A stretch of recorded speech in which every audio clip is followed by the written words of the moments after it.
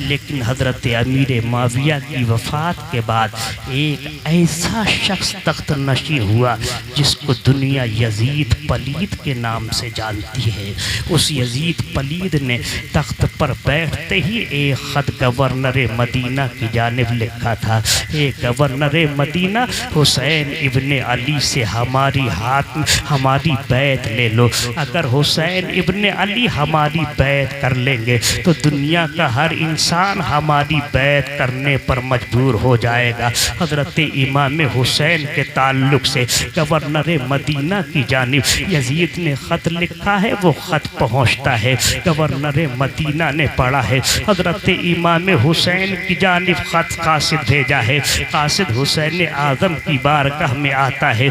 इमाम हुसैन की बारगाह में अर्ज़ करता है, सरकार आपको दारुल इमारत में बुलाया जाता है। इमाम हुसैन दारुल इमारत में पहुँचते हैं, मदीना के गवर्नर हाउस में पहुँचते हैं। इमाम हुसैन के सामने गवर्नर मदीना ने ख़त पेश कर दिया है। अर्ज़ करता है, सरकार मेरे अंदर इतनी ताकत नहीं कि मैं अपनी ज़बान से पढ़कर आपको ये ख़त सुना सकूं। ये मेरे आका ये ख़त पढ़ लीजिए। इमाम हुसैन ने ख़त पढ़ा था। इमाम हुसैन फरमाते हैं, एक गवर्नर मदीना तुम अच्छी तरह से जानते हो यजीद एक शराबी है, यजीद जानी भी है, जुआरी भी है। यजीद ने हलाल को हराम कर रखा है, हराम को हलाल कर रखा है। एक पाक हाथ नापाक हाथ में कैसे जा सकता है? हुसैन हाथ देकर शरीयत का सौदा कैसे कर सकता है? अल्लाह अकबर। इमाम हुसैन ने इनकार कर दिया है। उधर से यजीद की जानिब प्रेशर बनाया जाता है। इमाम हुसैन अपने ख़ानदान के लोगों को इकट्ठा करते हैं। इकट्ठा करने के बाद इमाम हुसैन से कहा था, ए लोगों वक्त आ गया है मदीना छोड़ने का। इमाम हुसैन रज़ी अल्लाह ताला अन्हु अपने ख़ानदान के लोगों और रुफ़क़ा से कहते हैं, ए लोगों जो मेरे साथ जाना चाहता है सामान बांध ले, जो मेरे साथ मदीना छोड़ना चाहता है सामान बांध ले। अल्लाह अकबर। हज़रत इमाम हुसैन सामान बांध लेते हैं। इमाम हुसैन अपने नाना मुस्तफ़ा के मज़ार अक़दस पर पहुँचते हैं। अपने नाना की बारगाह में रो रो कर अर्ज़ करते हैं, ए नाना वो वक्त आ गया है कि जिस वक्त आपने मक्का छोड़ा था, मदीने को आबाद किया था। ए मेरे नाना आज आपका हुसैन दीन को बचाने के लिए मदीना छोड़ रहा है। ए मेरे नाना आप अपने नवासे के लिए दुआ करें। ए मेरे नाना आप अपने नवासे के लिए दुआ करें। अल्लाह अकबर। इमाम हुसैन को नींद आती है।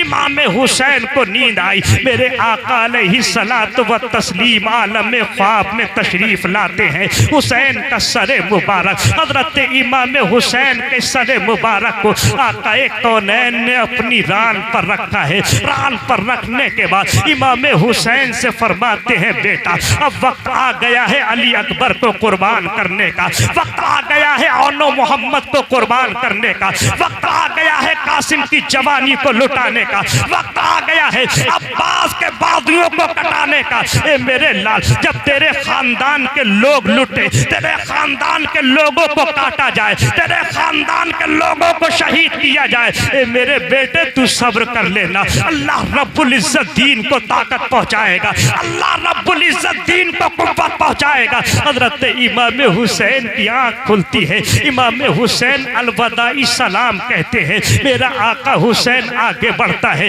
अपनी माँ की कब्र अनवर पर पहुंचता है, अपनी माँ को आखिरी सलाम कहते हैं, अपने भाई की कब्र अनवर पर पहुंचते हैं, अपने भाई को आखिरी सलाम कहते हैं। इमाम हुसैन चल दिए, मक्के की धरती पर पहुंचे। उधर कूफियों के खुतूत आने लगे। ए लोगों, हजरत इमाम हुसैन की बारगाह में कूफियों के खुतूत आने लगे और उन खुतूतों का मजमून ये था, ए हुसैन अगर तुम मक्का से कूफा नहीं आए तो हुसैन याद रखना, हमें मजबूरन यजीद की बैत करना होगी। उस वक्त तुम अपने नाना की बारगाह में क्या जवाब दोगे? रब की बारगाह में तुम्हें क्या जवाब देना होगा? अल्लाह अकबर। इमाम हुसैन चले हैं मैदान करबला में पहुंचे तो मुहर्रमुल हराम को इमाम हुसैन करबला के मैदान में पहुंच जाते हैं, खेमे लगा दिए जाते हैं। उधर यजीदियों की, उधर यजीद की फौजें आ जाती हैं, यजीद की फौज आ जाती है। हजरत इमाम हुसैन और अम्र इब्न साद के दरमियान मुसालिहत की बात बनती होती है,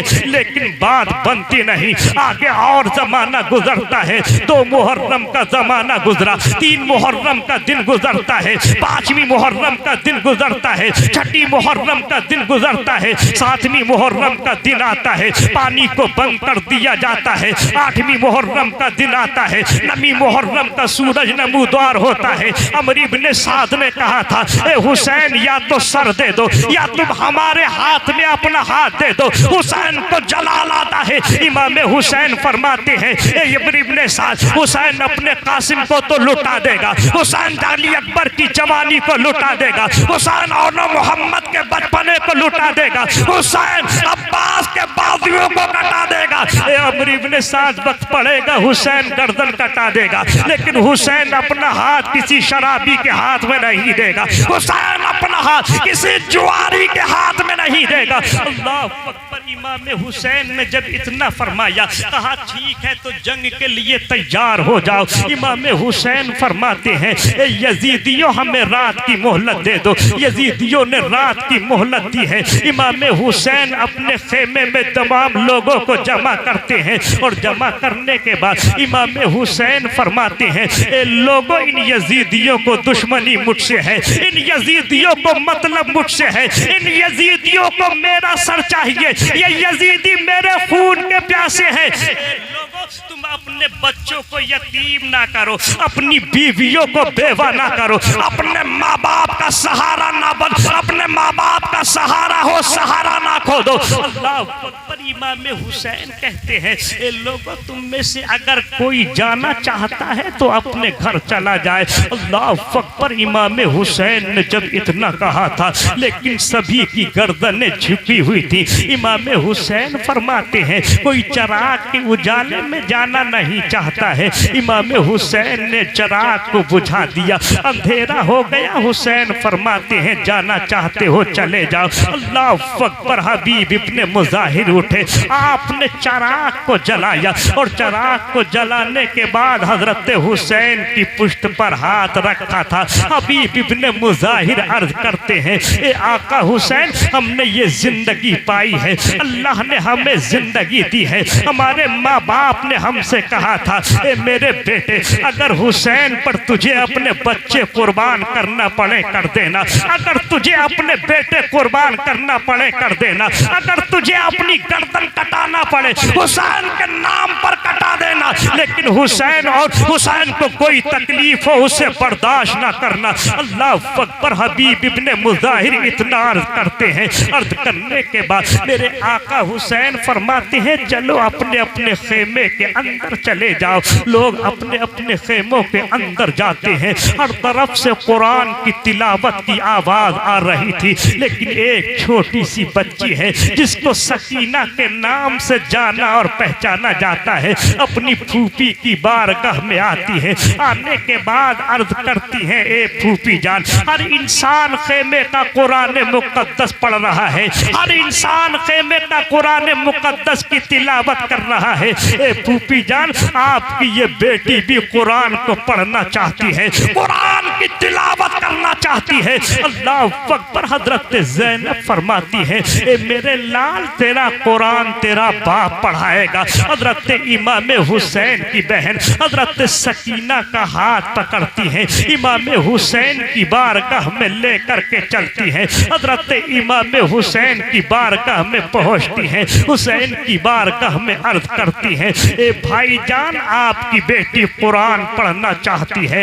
आपकी बेटी कुरान की तिलावत करना चाहती है, आपकी बेटी कुरान पढ़ना चाहती है। ए मेरे भाई भाई आप अपनी बेटी को कुरान पढ़ा दीजिए। अल्लाह अकबर। इमाम हुसैन जब इतना सुनते हैं अपनी बेटी को अपने सामने बिठाते हैं। बिठाने के बाद कहते हैं मेरे लाल कुरान को छूने के लिए वुजू की जरूरत पड़ती है, लेकिन शरीयत ने ये कहा अगर पानी ना हो तो मिट्टी से तयम्मुम कर लो, काम चल जाएगा। ए मेरे लाल मिट्टी से तयम्मुम कर लो। हुसैन ने मिट्टी से तयम्मुम किया है, हजरत सकीना ने भी मिट्टी से तयम्मुम किया है। इमाम हुसैन अपनी बेटी को कुरान पढ़ा रहे थे। इमाम हुसैन ने अपनी बेटी को औज़ बिल्लाह पढ़ाया।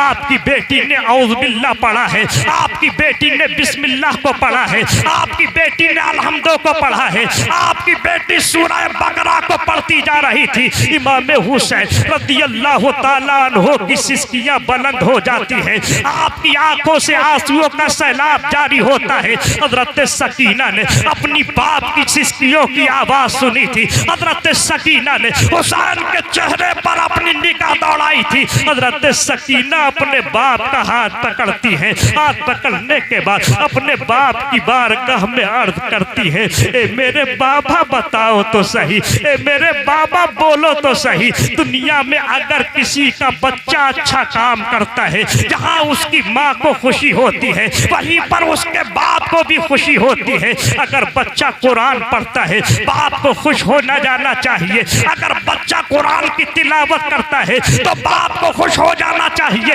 ए मेरे अब्बा आपकी आंखों में आंसू कैसे हैं? आपकी सिसकियां बुलंद क्यों हैं? आप क्यों रोते हैं? ए बाबा बताओ तो सही। अल्लाह अकबर। हजरत सकीना जब इतना अर्ज करती हैं, हजरत इमाम हुसैन अपनी बेटी सकीना को अपने गले से लगाते हैं और लगाने के बाद अपनी बेटी सकीना से फरमाते हैं, ए मेरे लाल मैंने तुझे कुरान पाक का आगाज तो करा दिया है, पता नहीं कुरान पाक कौन खत्म कराए।